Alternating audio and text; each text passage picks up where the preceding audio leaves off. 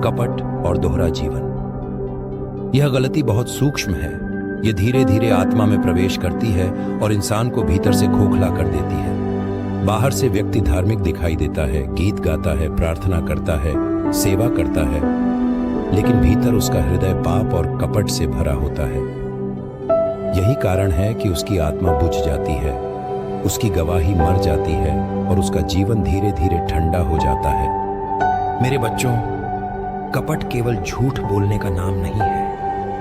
कपट वह स्थिति है जब तुम अपने जीवन को बाहर से अच्छा और पवित्र दिखाते हो, लेकिन भीतर छिपा हुआ अंधकार है। जब तुम्हारी बातें और तुम्हारे काम मेल नहीं खाते, जब तुम्हारी प्रार्थना की भाषा और तुम्हारा गुप्त जीवन दो अलग अलग दिशाओं में चलते हैं, जब तुम कलीसिया में गाते हो लेकिन अपने घर में झगड़ते हो, जब तुम बाहर से नम्रता दिखाते हो लेकिन अपने हृदय में घमंड और पाप पाले रखते हो, यही है कपट और दोहरा जीवन।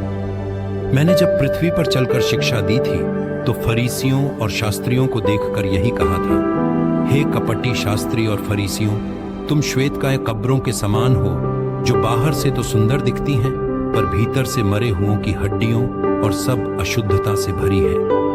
ये वचन केवल उनके लिए नहीं बल्कि हर उस व्यक्ति के लिए है जो बाहर से धार्मिक दिखता है पर भीतर से पाप को छुपाता है। मेरे बच्चों, कपट वह आग है जो धीरे धीरे तुम्हारी आत्मा को खा जाती है। ये ऐसा है जैसे कोई घर बाहर से नया और सुंदर हो लेकिन उसकी नींव में दीमक लगी हो। बाहर से लोग ताली बजाते हैं पर भीतर से आत्मा टूट रही होती है। कपट का जीवन न केवल तुम्हें नष्ट करता है बल्कि तुम्हारे आसपास के लोगों को भी ठोकर पहुंचाता है। जब कोई अविश्वासी तुम्हें देखता है और कहता है, ये तो केवल नाम के मसीही हैं, जीवन में कुछ अलग नहीं, तब वह मेरे नाम में ठोकर खाता है। मेरे बच्चों, दोहरा जीवन सबसे खतरनाक है क्योंकि यह आत्मा की सच्चाई को दबा देता है। एक ओर तुम मुझे प्रभु कहते हो, दूसरी ओर तुम पाप से समझौता करते हो। एक ओर तुम गीत गाते हो, दूसरी ओर तुम छिपकर वही करते हो जो तुम्हें शर्मिंदा करता है। मैं कहता हूं, कोई भी मनुष्य दो स्वामियों की सेवा नहीं कर सकता। वह एक से प्रेम करेगा और दूसरे से बैर करेगा।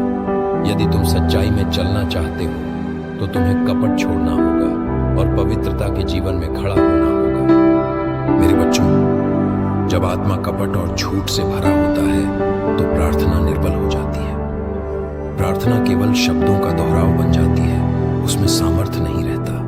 तुम घुटनों पर बैठते हो और तुम्हारा हृदय मेरे सामने खुला नहीं होता, और जब हृदय खुला नहीं होता तो प्रार्थना आकाश तक नहीं पहुंचती। यही कारण है कि कई मसीही लोग कहते हैं, हम प्रार्थना करते हैं पर उत्तर नहीं मिलता। उत्तर इसलिए नहीं मिलता क्योंकि उनका हृदय कपट से भरा है। मेरे बच्चों, मैं चाहता हूं कि तुम समझो कि सच्चाई और पारदर्शिता आत्मा के लिए प्राणवायु है। यदि सच्चाई नहीं है तो आत्मा मर जाती है। यदि पारदर्शिता नहीं है तो आत्मिक जीवन नकली बन जाता है।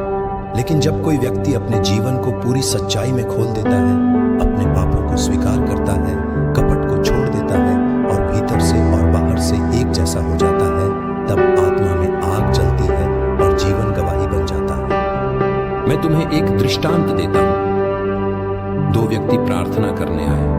एक फरीसी था और एक चुंगी लेने वाला। फरीसी ने खड़े होकर कहा, हे परमेश्वर, मैं तेरा धन्यवाद करता हूं कि मैं दूसरों की तरह लुटेरा, अन्यायी और व्यभिचारी नहीं हूं। परंतु चुंगी लेने वाला दूर खड़ा रहा और अपनी छाती पीटते हुए बोला, हे परमेश्वर, मुझ पापी पर दया कर। और मैंने कहा, यह दूसरा व्यक्ति धार्मिक ठहराया गया, न कि पहला। क्यों? क्योंकि फरीसी बाहर से धार्मिक था पर भीतर कपटी, पर चुंगी लेने वाले ने सच्चाई से अपना हृदय खोल दिया। मेरे बच्चों, मैं चाहता हूं कि तुम भी चुंगी लेने वाले की तरह बनो।